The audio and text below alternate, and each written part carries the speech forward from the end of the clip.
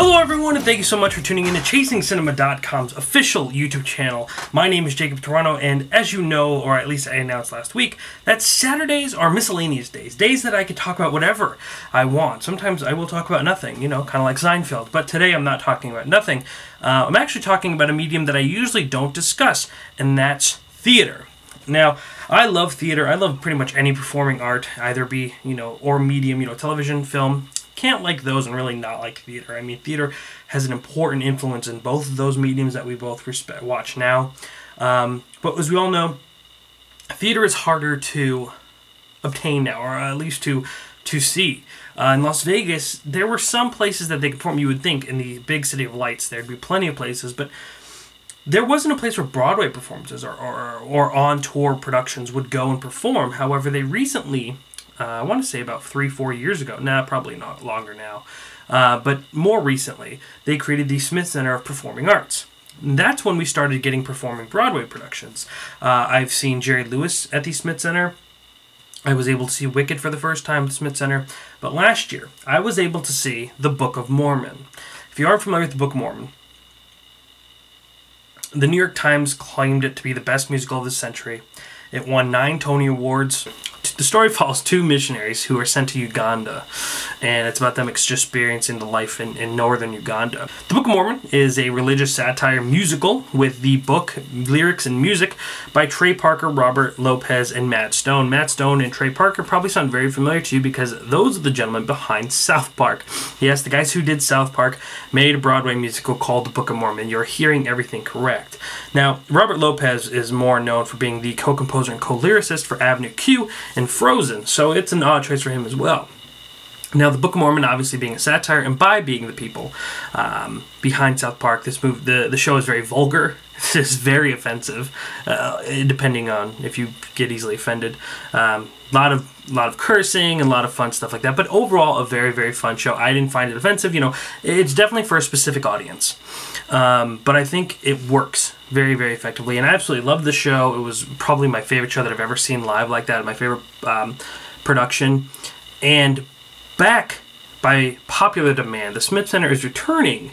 Book of Mormon is returning to the Smith Center from September 22nd to October 18th. So if you are local, I can highly, highly promise you will enjoy your time going to see this show at the Smith Center. If you've never been to the Smith Center, it's a great opportunity to go. You get to see this beautiful building as well as you get to watch an amazing show. But mind you, like I said, I know it could be offensive. I know the show isn't for everyone, but I'm telling you, for those who are open and are able to take, racy jokes and things like that, this is the show for you. It's a show that you will absolutely love and enjoy. So last night, I went and saw the second coming of the Book of Mormon, if you will, and I absolutely had a blast. I mean, this honestly is the best show I've seen.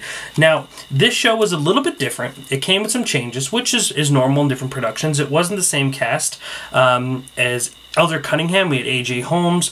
Elder Price was played by Billy Harrigan Taiji. Nabolinga was played by Alexandra Incube. The cast is also joined by Ron Balmer, Jamal Wilson, Anton Lamonte, Brian Beach, Stanley Wayne Mathis. So, a much different cast, and that's not what my issue with it was. Well, I didn't really have issues. I had a really, really great time, but I think the most interesting thing was Elder Cunningham was originally played by Josh Gad, the man who did the voice for Frozen. Olaf in Frozen. He, has done many comedies now. And the character of Elder Cunningham was more of a bigger, chubbier kind of klutz. However, A.J. Holmes is a very slender person, and watching him, I was very nervous in the intro during the Hello song as we meeting our characters, because I was like, well, I think that the weight is mentioned numerous times throughout the story. I don't think it's detrimental for the character to be heavy, but it definitely is worked around. However, instead of being a chubby klutz, Elder Cunningham in this version of the story is more of a spaz, more of a weird kind of I think spaz is the best word to pronounce it. So he ended up being very, very delightful and very different. So though it was watching the same show as I did last year, it was watching with a different character. You know, I think I really respect H. Holmes and you know, those who worked on this production in particular for really kind of molding Elder Cunningham to its own, you know, making it a different character than the ones we've seen. You know, in most productions that I have seen, you know, either online or anything, beyond the Vegas one that I saw live, Elder Cunningham is the chubby, kind of goofy character, but the Elder Cunningham in this show is different, but I like the difference that he brings. Alexandra Nkube, or Nkube, I believe is how to pronounce her last name. It's N's, then Cube. Who plays Neutrogena, Neosporin, you know, the many names she is called in this story, is very good. I think that she absolutely stole the show. I mean, she has such a beautiful voice. She has a song called Salt Lake City, or Salt Lake City, and this is how she pronounced Salt Lake City, Salt Lake City, and that's what she sings about. And her voice is just so phenomenal that she is great. And then her and Elder Cunningham, played by A.J. Holmes, share an amazing song called, I don't remember the exact name, but Baptize Me, I believe, is the name of the song. And it's, I mean, this show is really fun. It's racy. It addresses a lot of messages and talks about religion as a whole. It doesn't just, I mean, obviously the majority is on Mormonism. There's a lot of talk about homosexuality. There's a lot of things of that nature. But it does have a pretty interesting message, and there are a lot of references. I mean, if you are a geek in any sense of the term, either it be Star Wars, Star Trek, Lord of the Rings, Hobbit, all of that is mentioned in here. There are so many great references in here.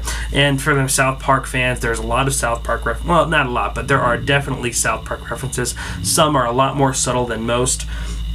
Jesus just so happens to sound like Jesus from South Park. There's also a few other characters that sound very similar to characters on South Park.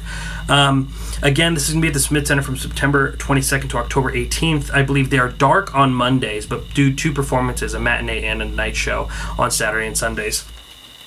Overall, I cannot recommend the show enough. I think it's hilarious. I think it's fun. I think it plays a very, you know, we take religion as a very serious thing that can't be joked about. However, it can be. And sometimes it needs to be. And it is very, very funny if you have that type of sense of humor, if you could look past the fact that it could be offensive. And to prove to you why you guys shouldn't, some people shouldn't be so uptight about it, is that the Book of Mormon, the actual Book of Mormon, was smart enough to sponsor the show. You've seen the play, now read the book. I mean, that makes it even better that the Book of Mormon was actually able to go along with the joke, even though there was definitely some hesitance in the beginning when this was first developing. I think in 2003. It came on Broadway in 2011, and it's been running very well since.